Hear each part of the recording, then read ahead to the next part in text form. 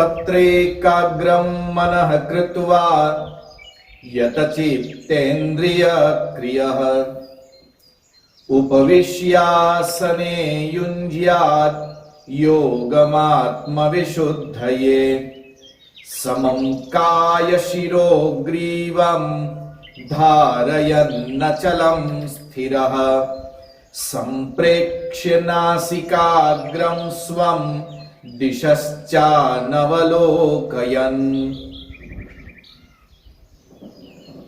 और उस आसन पर बैठकर तथा मन को एकाग्र करके चित्त और इंद्रियों की क्रियाओं को वश में किया हुआ अंतःकरण की शुद्धि के लिए योग का अभ्यास करें। उसकी विधि इस प्रकार है कि काया, सिर और ग्रीवा को समान और अचल धारण किए हुए दृढ़ होकर अपनी नासिका के अग्रभाग को देखकर अन्य दिशाओं को न देखता हुआ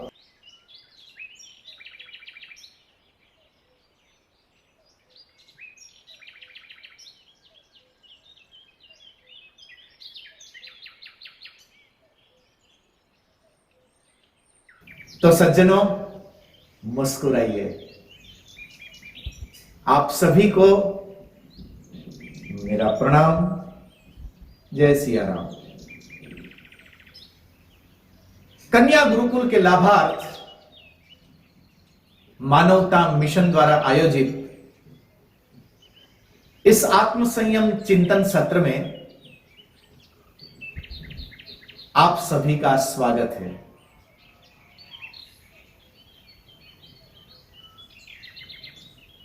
विगत कुछ दिनों से जो हमारी ये आत्म संयम की यात्रा चल रही है,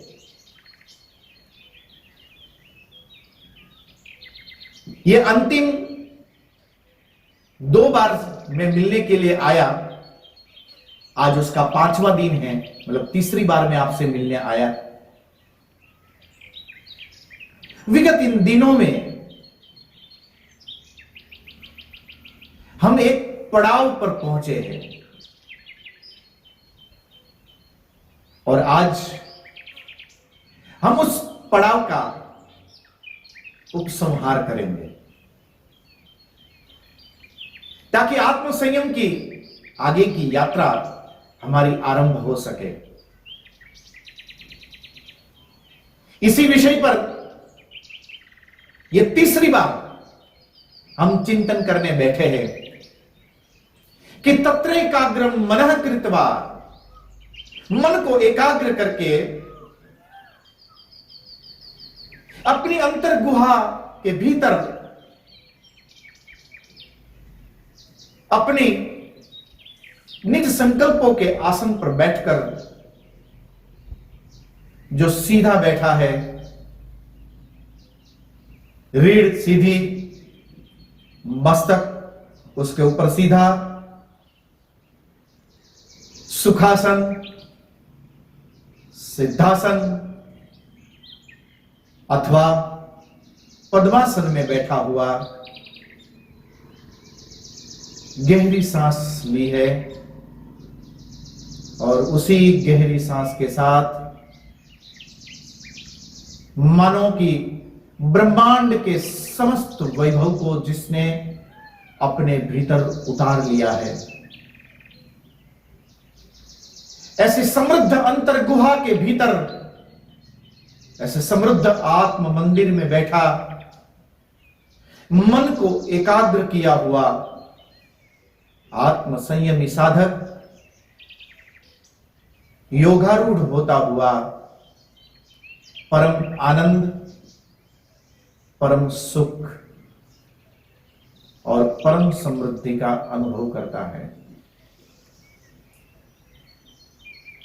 अहम ब्रह्मास्मि का यह सूत्र चिदानंद रूपः शिवोहम शिवोहम का सिद्धांत और उस सिद्धांत की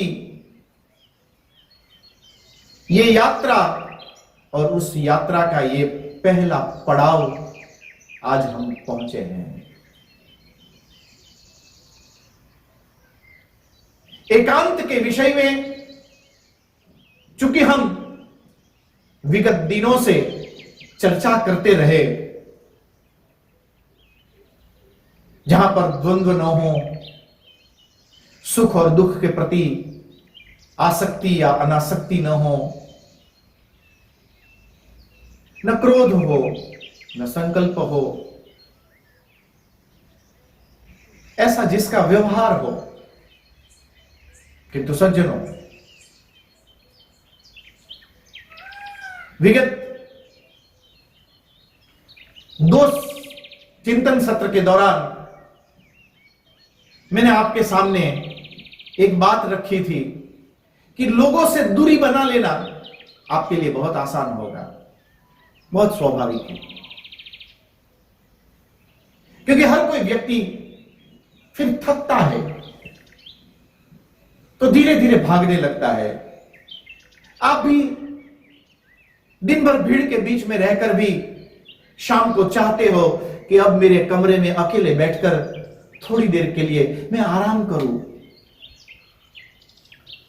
उसी के लिए आपने अपनी गैलरी में, अपने बाहर बगीचे में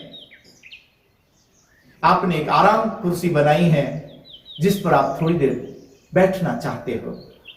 अकेले बैठकर आप चाय पीना चाहते हो, अकेले बैठकर आप हल्का संगीत सुनना चाहते हो, अकेले बैठकर आप न्यूज़पेपर पढ़ना चाहते हो, पर आप लोगों से थोड़ा दूर बस आज अकेले रहना चाहते हो। ये इस प्रकार आप अकेले हो सकते हो। ये आप अकेले हो, अभी एकांत में नहीं पहुंचे हो। एकांत के लिए भगवान श्री कृष्ण ने एक दूसरा सूत्र दिया, अपरिग्रह।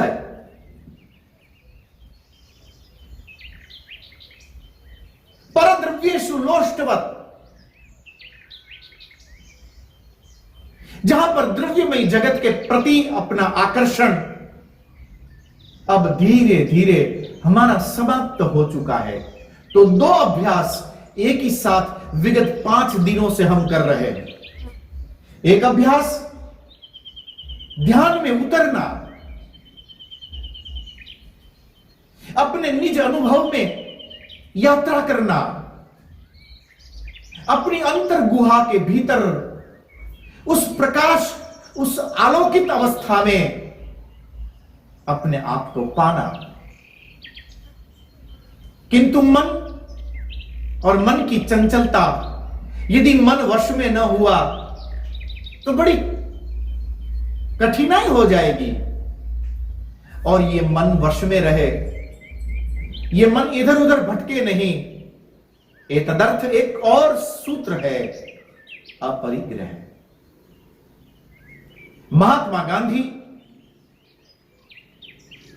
अपरिग्रह और ब्रह्मचर्य के विषय पर बहुत ज्यादा वो अपनी बातों को केंद्रित रखते थे। अपरिग्रह, आप अपने मालिक तभी बन सकते हो जब आप अपरिग्रही हो।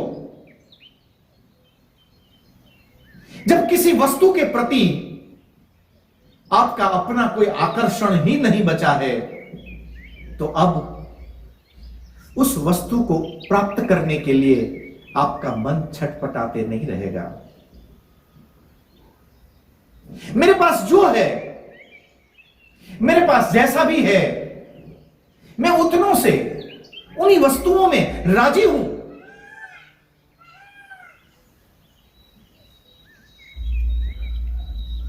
स्वातंत्र संग्राम के दौरान गांधी जी जब यात्रा करते हैं, तब आपने उनके पैरों को देखा होगा कि चमड़े के हाथ से बनाए हुए, हाथ से सिले हुए जूते पहने हैं।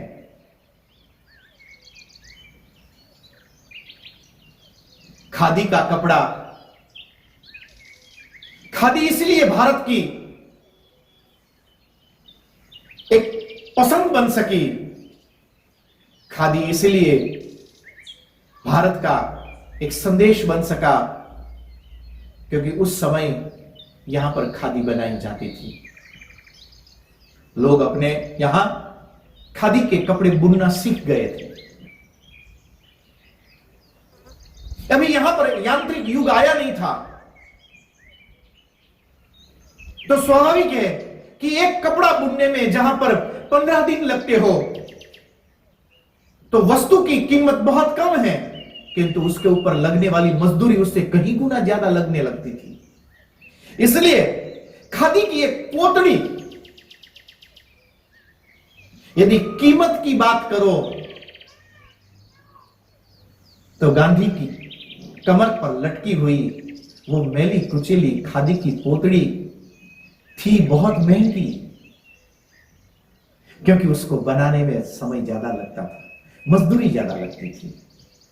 उसी के सामने विदेश से मशीनों के द्वारा बनाई हुई कपड़े बड़े सस्ते और बड़े चमकीले आने लगे थे। और उस समय महात्मा गांधी ने भारत के लोगों को एक सूत्र दिया अपरिग्रह का, कि आप हमें दे दो, पर महाराज क्षमा करना, हमें आपसे कुछ नहीं चाहिए। संतुष्टः सततम योगी यतात्मा दृढ़ निश्चयः।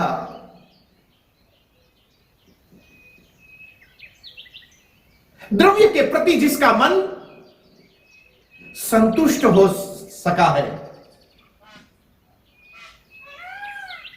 आज एक बड़ी मजेदार बात है कि महंगे से महंगा स्मार्टफोन रखने वाला व्यक्ति कितना स्मार्ट रह पाता है। आपको याद होगा कि पहले वो नंबर से घुमा घुमा कर आपको टेलीफोन लगाना पड़ता था।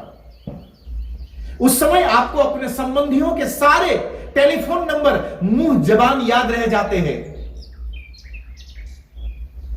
और आज आप इतने स्मार्ट हो सके हो, आपके पास ऐसे स्मार्ट डिवाइसेस है, हजारों नंबर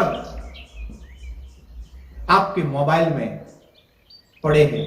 मजेदार बात यह है कि दीपावली, रक्षाबंधन या ऐसे कोई विशेष त्योहार के दिन व्हाट्सएप पर केवल मैसेज डालने के लिए उन हजारों नंबर का कोई उपयोग है, बाकी कौन कहां कैसे जी रहा है कोई मतलब नहीं है। यहां तक कि कुछ एक महानुभावों को यदि उसकी पत्नी का नंबर पूछा जाए तो मजेदार बात बताऊं, लोगों को अब अपनी पत्नी का भी मोबाइल नंबर मुंह जबान याद नहीं है, या पति को अपने पत्नी का या पत्नी को अपने पति का नंबर याद नहीं है। आज हम धीरे धीरे हमारी स्मार्टनेस को खत्म करते चले जा रहे हैं, क्योंकि हमारे पास बहुत सारी स्मार्ट डिवाइसेस है। भगवान श्री कृष्ण कहते हैं कि उनके प्रति जो आपका आकर्षण है, इतना सब कुछ उनके पास होते हुए भी आप उनके आकर्षण से बच नहीं सकते हो। इतना सब कुछ होते हुए भी आप उनके प्रति जो आपका एक नाता बन चुका है, उस नाता आपका और ज्यादा गहराता रहेगा। वो गहराने का और सीधा साधा मतलब इतना ही है, क्योंकि ये इतने स्मार्ट डिवाइसेस होते हुए भी उनकी अपनी कोई पसंद और नापसंद नहीं है। इस पर आप गुस्सा उतार सकते हो, उसके साथ जैसा चाहो ऐसा आप व्यवहार कर सकते हो, उसको आप जहां लेकर जाना चाहते हो ले जा सकते हो, बेबाक होकर आप उसके साथ व्यवहार कर सकते हो। इसीलिए गांधी ने एक सूत्र दिया था अपरिग्रह का, भगवान श्री कृष्ण की इस गीता से उठाया हुआ यह सूत्र है कि जो अपरिग्रही हो सका, जिसका वस्तुओं के प्रति, द्रव्य के प्रति आकर्षण समाप्त हो सका है। अब मन का भटकना लगभग लगभग दूर हो सकेगा। प्रयत्न करते रहिएगा। बहुत बड़ा आसन मिले, उन आसनों के ऊपर, तख्तों के ऊपर जब जाकर हम बैठे, सामने 10 लोग जय जयकार करने वाले मिले, धर्म की चर्चा करने वाले और धर्म की आड़ में धर्म का पाखंड फैलाने वाले, इस प्रकार के लोग साधु जरूर बन सके होंगे, किंतु वह अपरिग्रही कदापि नहीं बन सके हैं। और जो अपरिग्रही ना बन सका, उसका मन कभी भी स्थिर रह न सकेगा, और जिसका मन स्थिर नहीं है वो कभी भी ज्यादा वक्त तक अपनी अंतर गुहा में अपने निजानंद के भीतर रह न सकेगा। जो अपने निजानंद को उपलब्ध न हो सका, ऐसा कोई भी व्यक्ति आपके निजानंद के अनुभव तक की यात्रा आपको कैसे करवा सकेगा? जहां पर होड़ लगती हो कि मैं तेरे से बड़ा हूं, मैं तेरे से बड़ा हूं, इसका आसन इतना इंच ऊंचा, तो उसके सामने उसका आसन इतना इंच ऊंचा हो गया। जो आसनों की ऊंचाइयों में लड़ते हो, जो तख्तों की लंबाई और चौड़ाई पर लड़ पड़ते हो, जो धार्मिक सत्ताओं के लिए जो बार बार लड़ने मरने मारने पर उतारू हो जाते हो, मजेदार बात है कि पूज्यपाद मोरारी बापू ने अपनी युवावस्था की एक कथा जो वडोदरा में हुई थी, उस कथा में एक बहुत अच्छी कुछ काव्य पंक्तियां गाई थी कि नथी दीठी भूख ने छताए भूख पर बोले, अनीतिमय भर्यु जीवन छताए नीति पर बोले, पराई नार ने देखी नयन जेना आम तेम डोले, सभा मध्य उभो थईने ये पाछो ब्रह्मचर्य पर बोले। ये आंतरिक दुराचार है, ये धार्मिक भ्रष्टाचार की कथा है। उस जमाने में बड़ा सत्य उस समय कथाओं में कहा गया, जो गीता के इस श्लोक के साथ संबंध करता है, अपरिग्रह है कि वस्तुओं के प्रति भी जब हमारा आकर्षण समाप्त हो जाएगा, अब मन को भागने के लिए कोई स्थान बचेगा नहीं। ये मन का एकाग्र होना, तत्र एकाग्रम मनः कृत्वा, बस मन एकाग्र हुआ, समझ लीजिए कि आप अपने अंतर गुहा, अपने हृदय मंदिर के गर्भगृह में प्रवेश कर गए, जहां पर प्रवेश करने के बाद अब अपने मन को स्थिर रखते हुए केवल अपने प्रति आपको सभान होते चले जाना है। यद पिंडे तद ब्रह्मांडे, जो हमारे शरीर के अंदर है वही ये पूरा ब्रह्मांड है। ये बादल, ये आकाश, ये पृथ्वी, ये पेड़, ये पौधे, ये पशु, ये पक्षी, ये वस्तुएं, ये लोग, ये सब कुछ जो बाहर है, यही सब कुछ हमारे भीतर है। नित्यम अनित्यम च नित्यम परमाणु रूपम अनित्यम कार्य रूपम पुनः त्रिविधम शरीरेंद्रिय विषय भेदात।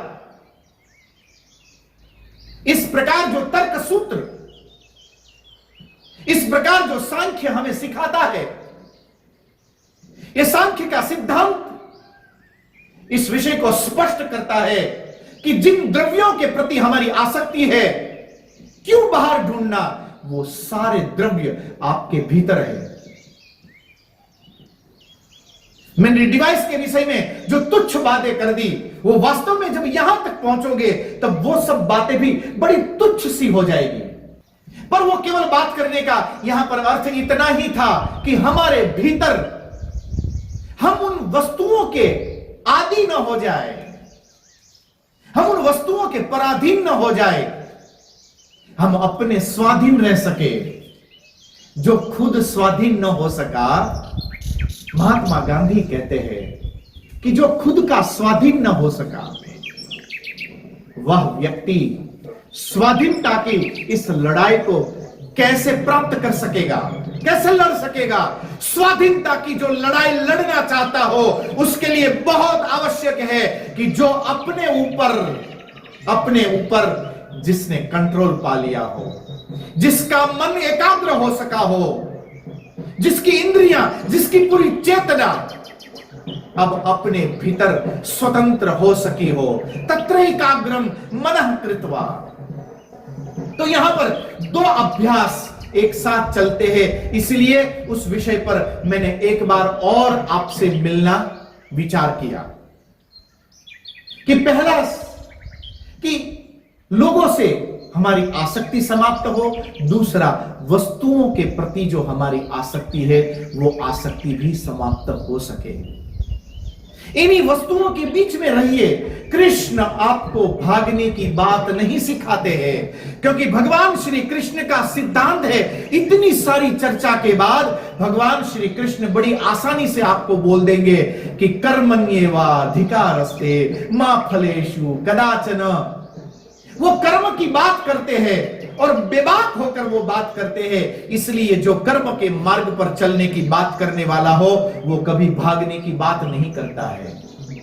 इन्हीं वस्तुओं के बीच में होते हुए भी किसी दिन यदि बटुआ घर पर भूल जाओ, गाड़ी में बैठ गए, आपकी गाड़ी चौराहे तक आगे निकल गई और याद आया कि बटुआ तो घर पर भूल गए हैं, पर क्या सच में? तो ऐसे ऐसे करके देख लेते हैं, अरे बटुआ भूल गए, राउंड अबाउट से फिर आगे होकर फिर वापस आकर फिर उस बटुए को लेने आते हैं। आपने लोगों को देखा होगा कि कोई व्यक्ति अपना मोबाइल, कोई अपना बटुआ अपने घर भूल जाए, और यदि उसको अचानक रास्ते में याद आए कि बटुआ भूल गया, वो जब उसको याद आए ना, तब उसका चेहरा देखने लायक होता है। जैसे ऐसा लगता है कि आज ही उसने घर किसी को गिरवे दे दिया, पत्नी नाराज होकर चली गई, बच्चे भी नाराज होकर छोड़कर भाग गए, और अब वो अकेला इस जंगल में खड़ा हो गया, पता नहीं अब क्या करेगा। इस प्रकार बावरा हो जाता है, जबकि वो केवल अपने बटुए को और अपने मोबाइल को अपने ही घर में भूल कर आया, कहीं बाहर नहीं, अपने ही घर में, अपने ही टेबल पर भूल कर आया है। यदि न भी हो, ऐसा कैसा व्यक्तित्व कि जो बटुओं से नापा जा सकता हो, ऐसी कैसी पर्सनालिटी कि जो किसी मोबाइल जैसी डिवाइस की मोहताज हो। भगवान श्री कृष्ण उससे अगले व्यक्तित्व की ओर यात्रा करवाते हैं, जो आत्म संयम का व्यक्तित्व है, जो किसी वस्तु की मोहताज न हो। है तो बहुत अच्छा है। आज इन्हीं संसाधनों के द्वारा हम यहां पर आत्म संयम का चिंतन कर पा रहे हैं। ये पूरा चिंतन सत्र इन्हीं व्यवस्थाओं के आधार पर किया जा रहा है। यदि ये व्यवस्थाएं न हो तो ये आत्म संयम के इस चिंतन के लिए आपको उज्जैनी के इस प्रांगण में आना पड़े। बड़ी पावन स्थान है ये, बड़ी पावन भूमि है। कहते हैं कि महर्षि सांदीपनि का आश्रम यहीं कहीं आसपास जंगल में हुआ करता था, जहां पर श्री कृष्ण ने महर्षि सांदीपनि से शिक्षा प्राप्त की। मुझे लगता है कि भगवद गीता के ये सारे मंत्रों की, भगवद गीता की इन ऋचाओं की, भगवद गीता के इन सिद्धांतों की ये नींव सांदीपनि ऋषि के द्वारा योगेश्वर कृष्ण के भीतर यहीं पर डाली गई होगी। यदि ये वस्तुएं न होती ना, जिनके माध्यम से मैं इतनी दूरी पर आपके पास पहुंच पा रहा हूं, आप लोग इतनी शांति से, इतनी सजगता से मुझे सुन पा रहे, ये व्यवस्थाएं हमारी टूट सकती है। पर ऐसा जरूरी नहीं है कि यही हो तो सब कुछ होगा। न भी हो अंतर गुहा तक की यात्रा कर चुके हो आप। बस अब रोज आपको थोड़ा सा अभ्यास करना है।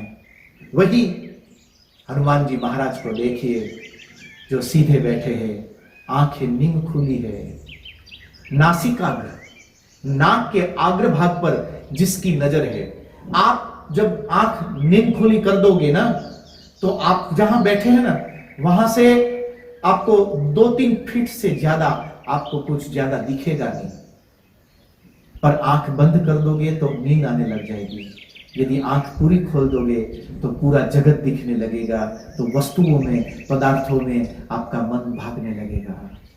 किंतु नींद खुली आंख में 4 फीट की दूरी से ज्यादा आपको कुछ दिखाई नहीं देगा। वही 2 गज की दूरी जो कोविड-19 के लिए बहुत जरूरी है, इस 2 गज की दूरी आपकी हो जाएगी। और इसी समय आप जब अपनी अंतर गुहा में, यहां एक बार पहुंचना है, यहां पर पहुंचने के बाद जो आनंद का आपको अनुभव होता है, उस आनंद का एक बार अनुभव हो जाए, उसके बाद साधक कभी भी अपनी आत्मनिष्ठा से लौटकर वापस नहीं आता है। इस आत्मनिष्ठा में पहुंचने के बाद जीवन एक संगीत है, जीवन एक बहती धारा है, जीवन एक खिला हुआ गुलाब है, जीवन एक हिलोरा लेता हुआ महासागर है। और उस महासागर के अंदर आपकी अपनी आत्मनिष्ठा के भीतर जब व्यक्ति अपने एकांत को और दूसरा अपने अपरिग्रह को जो साध ले, समझ लो कि उसने अपने मन को एकाग्र किया। क्योंकि भगवान श्री कृष्ण ने यहां पर सबसे पहला जो शब्द दिया, तत्र एकाग्रम मनः कृत्वा, और ज्यादा जोर दीजिएगा कि आपका मन एकाग्र हो सके दृष्टि नाक नासिका के अग्रभाग पर, जिसका जोर आपके ब्रह्मरंध्र पर पड़ेगा। आपके आज्ञा चक्र पर जोर पड़ने से आपका आज्ञा चक्र खुलता चला जाएगा। जैसे ही आपका आज्ञा चक्र खुले, उसके खुलते ही आपकी समाधि अवस्था और गहराती चली जाएगी। और जब ये समाधि अवस्था आपकी गहराती चली जाएगी, तो आप उस आनंद के महासागर में आप उतर सकोगे। आज बस इतना ही।